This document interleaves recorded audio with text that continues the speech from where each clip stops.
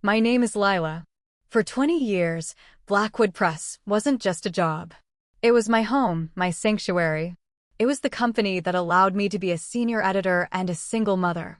My entire life was built around two things: the authors I nurtured at Blackwood and my brilliant daughter, Emily. Emily, she's my masterpiece. She's a genius, a junior in the engineering program at a top-tier university I could never have afforded on my own. I work two jobs, edit manuscripts on weekends, and live paycheck to paycheck just to keep her there. Her tuition.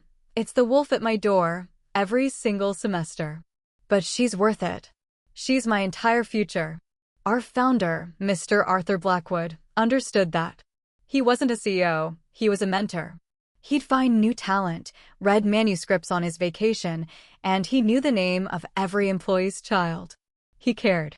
When he gathered us 6 months ago to announce his retirement due to failing health, it felt like the soul of the company had just died. His son, Julian, took over. Julian doesn't read books. He reads spreadsheets. He arrived with a team of efficiency consultants, and the family was over. His first act was to indefinitely pause the New Author Initiative, the very fund I used to find new talent, the lifeblood of our press.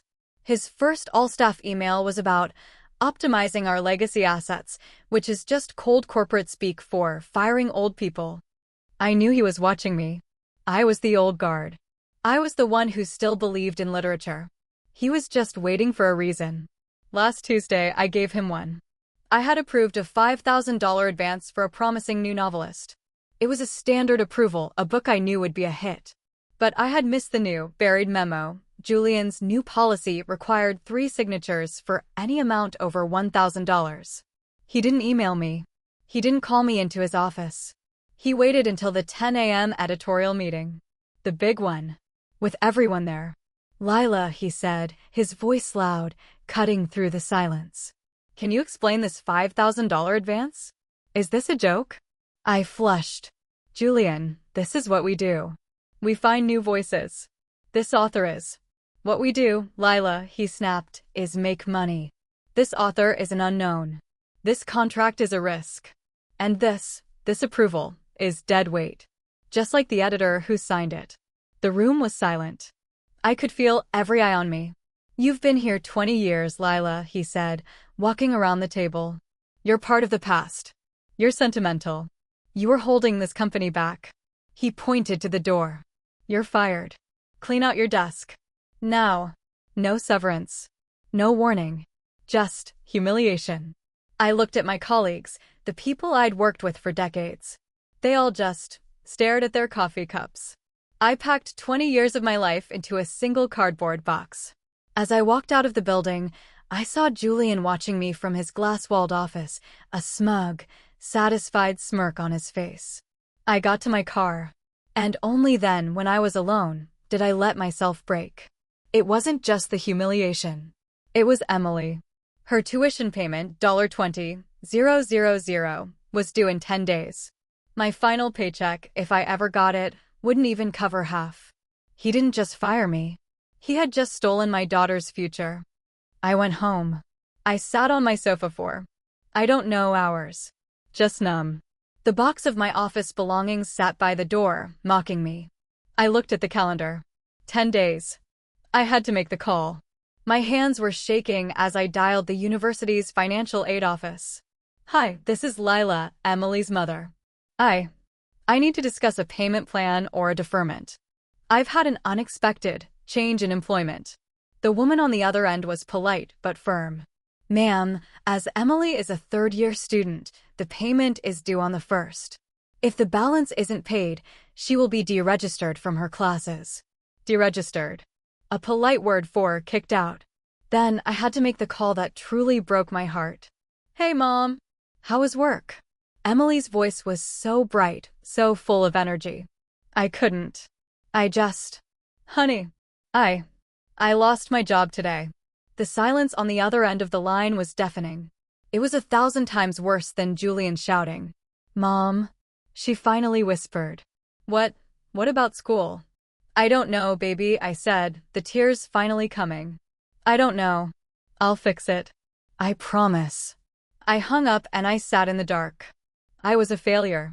At 7 p.m., my phone rang. Unknown number. I ignored it. It rang again. I answered, my voice hoarse. Hello, Lila. It was Margaret, Mr. Blackwood's personal assistant for 40 years. She had retired with him. Margaret? I'm sorry, I don't work there anymore. I know, dear, she said, her voice quiet but firm. This is not an official call. Mr. Blackwood asked me to call you. He insists you be at the 9 a.m. quarterly board meeting tomorrow. In the main boardroom. What? Why? Julian will just have me thrown out. He fired me. Mr. Blackwood said, and I quote, "Tell her Julian won't have a choice." The line went dead. The next morning, I wore my best suit. The one I saved for big author meetings. I felt like a ghost walking back into that building. I walked past the reception desk, straight to the 50th floor boardroom. I pushed the doors open. Julian was at the head of the table, schmoozing the board members. When he saw me, his face went from shock to pure rage. What in the hell are you doing here? I fired you. Security. Get her out of my building. She was fired for incompetence. She's not going anywhere. The voice was deep. It was powerful. It echoed through the room. The main boardroom door opened again, and Mr. Arthur Blackwood walked in. He was not in a wheelchair. He was not frail. He was wearing a perfectly tailored suit, holding a lit cigar, and his eyes were on fire. The entire room went dead silent. Julian looked like he had seen a ghost. Father? You're supposed to be sick. Sick? Mr. Blackwood said, walking to the head of the table. No. I was just waiting. I built this house from nothing, Julian. I had to see if my own son was a builder or a vandal. Turns out, you're just a common thief. What? What are you talking about? Julian stammered. You were about to present your brilliant plan, weren't you? Mr. Blackwood said. Your efficiency plan to sell the Blackwood Classic Literature catalog? Julian stiffened. It's a sound business move. I'm selling it to Apex Publishing. Apex Publishing? Mr. Blackwood roared, and I saw Julian flinch. You mean that shell company your old college roommate set up 2 months ago? The one you're selling our priceless, billion-dollar catalog to for 30 cents on the dollar. He slammed a thick file of papers on the table. A deal, he continued, that just so happens to include a $10 million consulting fee for you on the back end. I've been monitoring your efficiency plan for 6 months, son. You weren't optimizing. You were asset stripping. He hit a button.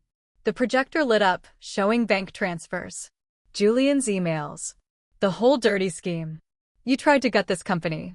You tried to sell its soul, Mr. Blackwood said, his voice low and dangerous. He turned to the board. He called Lila deadweight. He fired the one person who still believes in what we do. He fired the only one of us who is still actually doing the job. He looked back at his son. You're fired. For gross, monumental fraud. And you're lucky if you're not in prison by tonight. Get out of my building. Julian scrambled out of the room, his face pale as paper. The board was in total chaos. Mr. Blackwood just stood there, calmly, until the room was quiet. He looked at me. I was still standing by the door, trembling. Lila, he said, his voice now gentle. I am so deeply sorry. I knew Julian was a fool, but I never imagined he was that cruel. I put you in the line of fire. It was my test, and you were the collateral damage. It was unacceptable. I don't know what to say, sir. You don't have to say anything, he said. You just have to accept the position of Vice President of Operations, effective immediately. My jaw dropped. The room started to applaud. And one more thing, he said as I walked toward the table. I've been looking into this tuition crisis. It's criminal. I've decided to start the Blackwood Educational Trust. We will be funding full scholarships for the children of our most dedicated employees. He looked me right in the eye, a small smile playing on his lips. And our very first recipient is Emily. Her full 4-year tuition is covered. Go make the call, Lila. You've earned it.